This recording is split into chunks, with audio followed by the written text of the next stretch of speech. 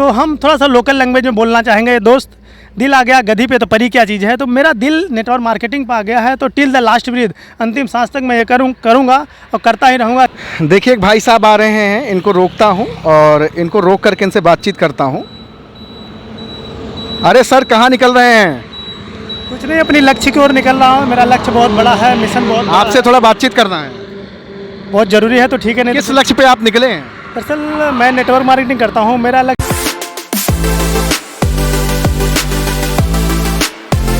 तलाश जारी है, अब आपकी बारी है। दोस्तों नमस्कार, आपका दोस्त मैक्स सागो मोटिवेशनल स्पीकर। इस वक्त मौजूद हूं मैं हाईवे पर, और हाईवे पे एक सज्जन को मैंने ज़बरन रोका है, जिनका नाम संजय कुमार मौर्य है। डायरेक्ट सेलिंग की इंडस्ट्री में आप काफ़ी समय से कार्यरत हैं, काम कर रहे हैं। आज इनसे फिर से मुलाकात करने का मौका मिला है और जानता हूँ क्या सचमुच में डायरेक्ट सेलिंग के अंदर भाई साहब कुछ बड़ा कर पाएंगे या नहीं कर पाएंगे। पहले तो आपसे जानना चाहूँगा कि काफ़ी समय से आपको देख रहा हूँ डायरेक्ट सेलिंग के अंदर मेहनत मशक्कत जी जान से कर रहे हैं, अभी भी धूप में निकले हुए हैं। कैसा है सफ़र आपका? ये बहुत अच्छा। मेरा नेटवर्क मार्केटिंग का सफ़र बहुत ज़बरदस्त है, बहुत ज़बरदस्त है, बहुत ज़बरदस्त है जी। इसकी जितनी तारीफ़ की जाए कम है, क्योंकि लक्ष्य मेरा है और मुझे मंजिल तक जाना है, अपने लक्ष्य को पाना है, अचीव करना है। इसलिए मुझे लगता है 100% आई कैन डू इट। लोग तो ये बात कहते हैं कि संजय मौर्य को मैं काफ़ी समय से जानता हूँ, देखता हूँ, असफल इंसान है, वो इंसान दर दर भटक रहा है, लोग ऐसा कहते हैं। ये लोगों का अपना नज़रिया है, उनका अपना परसेप्शन है। बट इन दिनों जब से मैं नेटवर्क मार्केटिंग हूँ, यहाँ से आप यकीन करो, यहाँ से मैंने बहुत सारी चीज़ें सीखी हैं। इवन मेरा लर्निंग एटीट्यूड है, इसलिए हमने सीखी है कि जहाँ बहुत सारे लोग सीखने के लिए बहुत सारा पैसा इन्वेस्ट करते हैं, यहाँ मुझे फ्री ऑफ कास्ट सीखने का मौका मिल रहा है। इसके साथ साथ मुझे एक जीव कब तक आप सीखते रहेंगे? लोग कहते हैं नेटवर्क मार्केटिंग में 3 साल 4 साल 5 साल सीखना पड़ेगा। आपको तो मैं देख रहा हूँ 6 साल से लगातार आप सीख रहे हैं। कब तक सीखेंगे अभी? और जब तक लक्ष्य को पा नहीं जाते हैं। लक्ष्य को कब तक पाएंगे? 24 सितंबर 2030। 24 सितंबर 2030 को आप अपने लक्ष्य को पालेंगे। 100%। इतना लंबा टारगेट आपने रखा है? क्योंकि मैंने 100 करोड़ का टारगेट रखा है, इसलिए 100 करोड़ कोई छोटा मोटा अमाउंट नहीं है। अभी ये 100 करोड़ की बात लोग देख और सुन करके लोग सिर्फ हंसेंगे और आपका मजाक बनाएंगे, आपको बुरा नहीं लगेगा? वो उनका निजी विचार है, क्योंकि मैंने जो पढ़ा है, मैंने जो सीखा अपने बुजुर्गों से, मेरे बुजुर्गों ने ये सिखाया कि सपना देखो तो बड़ा देखो। अगर हमें कुछ बड़ा देखना ही है तो बड़ा देखने में क्या बुराई है। इतना भी बड़ा देखने की क्या ज़रूरत है जो सपना ही पूरा ना हो पाए? Nothing is impossible if you can decide. यदि आप सोच सकते हैं दोस्त, तो आप कर सकते हैं। ऐसा कुछ दुनिया में असंभव नहीं है। कभी चिड़िया उड़ती थी, आज प्लेन उड़ रहा है। कभी लोग साइकिल से नहीं चल पाते थे, आज देखो मैं बाइक से चल रहा हूँ। गॉड ब्लेसिंग, हमारे पापा के पास साइकिल नहीं हुआ करती थी, उनको साइकिल तो उनकी शादी में हमारे मामा जी ने दिया था, लेकिन आज तक उन्होंने साइकिल नहीं खरीदा। आज मैं मेरी मेहनत से मोटरसाइकिल खरीद के यूज कर पा रहा हूँ, ये मेरा अचीवमेंट है। सामने वाला क्या सोचता है डजंट मैटर। अच्छा, लोग तो ये कहते हैं कि नेटवर्क मार्केटिंग के अंदर कुछ करना नहीं होता है, घर बैठे पैसा कमाएं। फिर आप ये धूप में क्यों टहल रहे हैं? धूप में क्यों आप भागा दौड़ी कर रहे हैं? नहीं सर, देखिए गीता में लिखा है कर्मण्येवाधिकारस्ते मा फले सुखदाचनम। बाइबल में लिखा है खटखटाओगे तो खोला जाएगा, मांगोगे तो मिलेगा।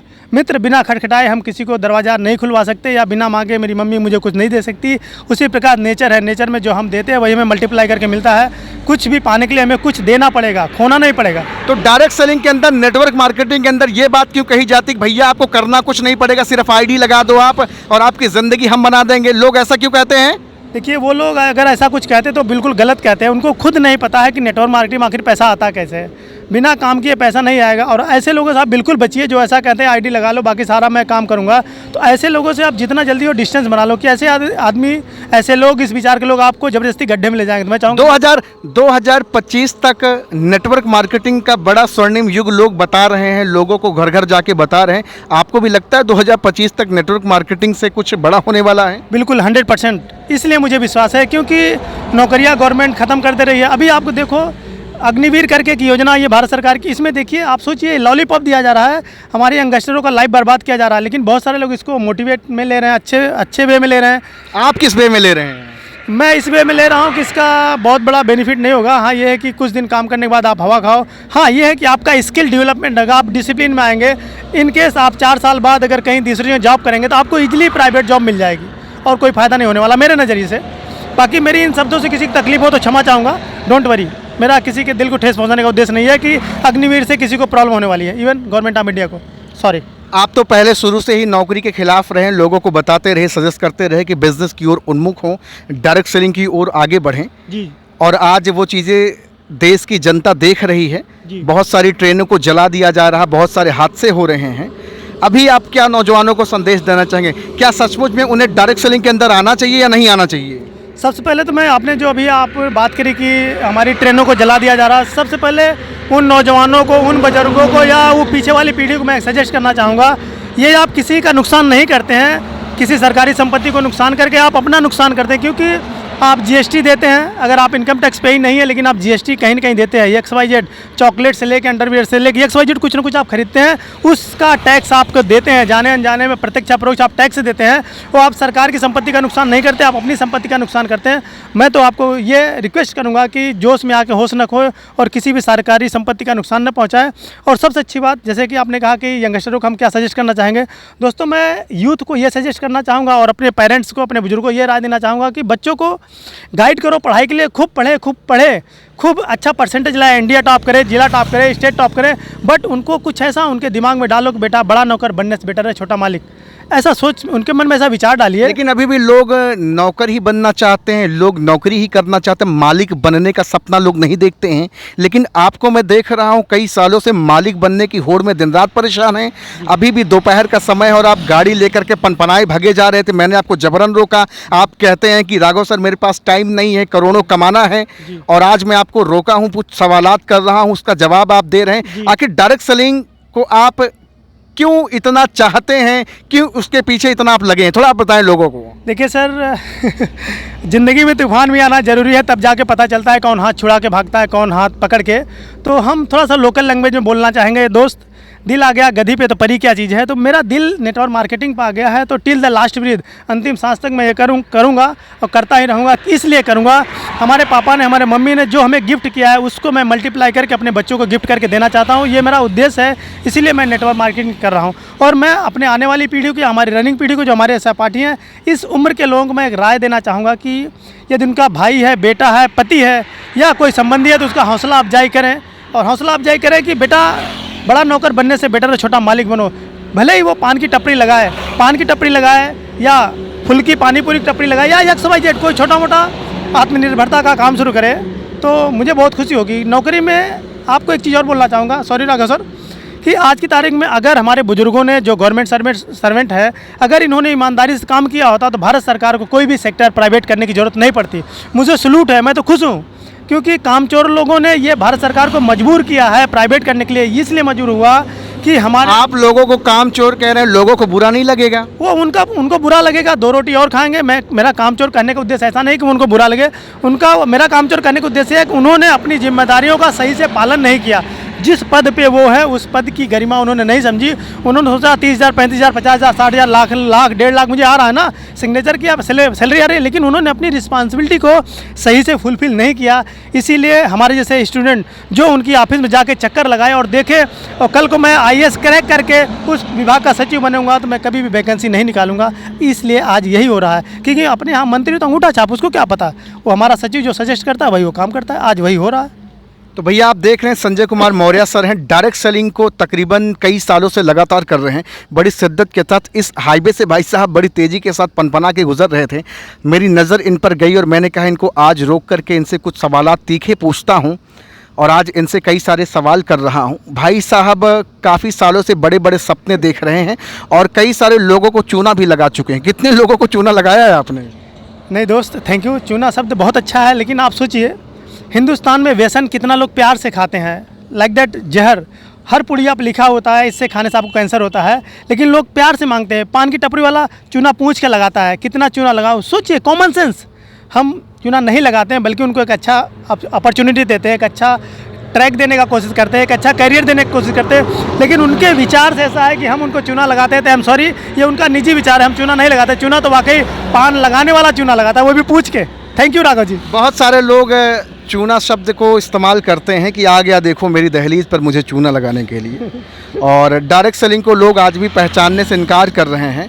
आज देखिए जिस तरह से नौकरी दिन प्रतिदिन ख़त्म होती जा रही है, अब नौजवानों का आक्रोश जो दिख रहा है मुझे लगता है कि नौजवानों को 10 साल बाद क्या होने वाला है जीवन में, उसके बारे में अध्ययन और पढ़ाई ज़रूर करना चाहिए। Thank you sir. मैं स्पेशली प्रयागराज का मूल निवासी हूँ और इवन भारत का मूल निवासी हूँ, उत्तर प्रदेश राज्य का जिम्मेदार नागरिक हूँ। मैं स्पेशली पूरे इंडिया के नौजवानों को सजेस्ट करना चाहूँगा, स्पेशली हमारे यूपी बिहार के बच्चों को सजेस्ट करना चाहूँगा। मित्रों, मेरी बातें आपको बुरी लगी तो 2 रोटी और खाइएगा। इवन मेरे सपोर्ट में इस चैनल को सब्सक्राइब करिएगा और लाइक करिएगा, शेयर करिएगा, तो मुझे बहुत खुशी होगी। ये मैक्स राघव जी, उनको सलूट है, क्योंकि ये पूरे इंडिया में घूम घूम के बहुत सारे लोगों को प्रमोट कर रहे हैं। इवन मेरी बातें आप तक पहुंच पा रही, मैं बहुत शुक्रगुजार हूँ परमपिता परमेश्वर का। इसलिए कि देखिए, हमारे यूपी और बिहार के बच्चे ये बिजी विदाउट वर्क हैं। मेरे शब्दों में ये काम चोर है। ये हाई स्कूल में एडमिशन करा के सूरत मुंबई दिल्ली जाते हैं, बीए में एडमिशन करा के सूरत मुंबई दिल्ली जाते हैं, ITI में एडमिशन करा के सूरत मुंबई दिल्ली जाते हैं। आप यकीन करो, जो बच्चा 365 दिन क्लास अटेंड कर रहा है वो अच्छा परफॉर्म करेगा कि जो 365 दिन डिसअपियर रह के परीक्षा देगा, वो ज़्यादा अच्छा परफॉर्मेंस करेगा।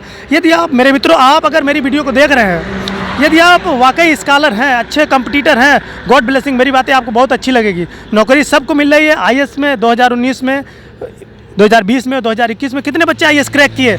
ऐसे ऐसे बच्चे IAS क्रैक किए हैं कि जिनके पास सुविधाओं का अभाव था, जो आज तक कोचिंग नहीं किए। एक ऐसी महिला हरियाणा की है जिन्होंने अंधी होते हुए भी UPSC क्रैक किया। थैंक्स है उस बहन को। तो हमको, आपको ऐसे लोगों से प्रेरणा लेना चाहिए। मित्रों, कामचोर शब्द मैं किसी के लिए इस्तेमाल नहीं करता, क्योंकि मैं कर्म पे विश्वास करता हूँ। हम लोग भगवान से लड़ रहे हैं, भगवान से इसके लिए लड़ रहे हैं, भगवान ने हमारे नसीब में गरीबी लिखा है और ऐसे अमीरी नहीं आएगी। दोस्तों, कर्मण्येवाधिकार अस्ते मा फले सुखदाचरम, ऐसी बहुत सारी चीज़ें हैं। आप इतना कर्म करो, इतना कर्म करो, इतना कर्म करो मित्रों, कि भगवान भी मजबूर हो जाए। ले ले बेटा, ले ले, ये तेरा हक है, 1000 करोड़ तेरा ही तो है। Thanks God. सभी से कहना चाहूँगा, देख रहे हैं, आज भी आप सबको फिर से आगाह करना चाहूँगा। कई सालों से समझा रहा हूँ भैया कि नौकरी की फिराक में मत परेशान हो यार।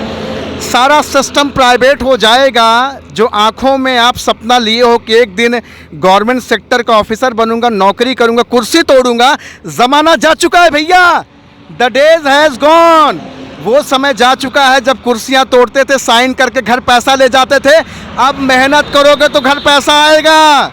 नहीं, ठेकेदार कहेगा बेटा झुक, और पीछे से लात मार के बाहर निकाल देगा। इसीलिए 4 साल 5 साल की नौकरियां की जा रही है, ताकि लोग डेडिकेशन के साथ, जुनून के साथ, शिद्दतपन के साथ मेहनत करके पैसा कमाएं, नाकारा और नाकामी करके पैसा ना कमाएं। आलसी और मक्कार लोगों के लिए अब इस धरती पर जगह नहीं रह गई है। ऐसा है ना? जी बिल्कुल। Thank you sir. बिल्कुल, राघव सर ने बहुत अच्छी बात बोली है। यहाँ कामचोरों के लिए दुनिया में कहीं जगह नहीं है। उनके लिए जगह है नैनी पुल। नैनी पुल से कूदे, जमुना जी में कूद जाए और राम नाम सत्य हो जाए। और जो कर्मशील है, जिनको अपने ऊपर विश्वास है, वो 100% वो अचीव करेंगे। नेटवर्क मार्केटिंग नहीं, दुनिया के किसी भी सेक्टर में अगर वो काम करेंगे, 100% उनका लक्ष्य उनको मिलेगा। अच्छा, मुझे एक चीज़ बताइए, सरकारी नौकरी के पीछे जो लोग पागल कुत्ते की तरह भागते रहते हैं, इनका क्या सपना है देश की सेवा करना, कि खाली कुर्सी तोड़कर पैसा कमाना चाहते हैं? नहीं, इनका ऐसा नहीं कहूँगा कि देश सेवा नहीं है, देश सेवा है। उनका लॉजिक देश सेवा है, लेकिन उसके पीछे अंडर टेबल जो करप्शन है ना, मेन टारगेट वो है। क्योंकि बहुत सारे बच्चे जब बेरोजगार होते हैं, प्रिपरेशन करते रहते हैं, आप जैसे इंटरव्यू ले रहे हैं, इनके साथ उनका इंटरव्यू लेकर तो बड़ी ईमानदारी की बात करेंगे। जैसे ही उनको नौकरी मिल जाती है, उस टाइम उनको अपनी नौकरी बचाने के लिए रिश्वतखोर बनना पड़ता है। ये उनकी मजबूरी है। मजबूरी नौकरी के लिए नहीं, नौकरी बचाने के लिए है। इसलिए वो मजबूरी में रिश्वतखोर हो जाते हैं और सरकार का सही काम नहीं कर पाते। इसीलिए लोगों की नज़रों में गिर जाते हैं। इसीलिए वो लोग नौकरशाह से नफरत करते हैं। इसीलिए भारत सरकार भी मजबूर हो गई है प्राइवेट करने के लिए। तो भैया, संजय कुमार मौर्य सर से मुलाकात हो रही हाईवे पे, राह चलते इनको रोका, उसके लिए तो सबसे पहले मैं माफ़ी चाहूँगा। कोई नहीं sir, thank God, thank you sir. और आपको तो मैं काफ़ी समय से मैं आपको देख रहा हूँ, निरंतर आप मेहनत कर रहे हैं। जी सर। बड़े कर्मठी हैं और आध्यात्म की ओर भी उन्मुख हैं। एक चीज़ और आपसे जानना चाहूँगा कि आज समाज में हिंदू, मुस्लिम, सिख, ईसाई का बड़ा होड़ चल रहा है। तय बड़ी की, मैं बड़ी की, चकाचौंध की दुनिया में मदमस्त हैं। लोग एक दूसरे का गला रेतने को तैयार हैं। आप भी तो एक इंसान हैं। आप क्या हैं आखिर वास्तव में? क्या वास्तव में आप हिंदू, मुस्लिम, सिख, ईसाई में बिलीव रखते हैं?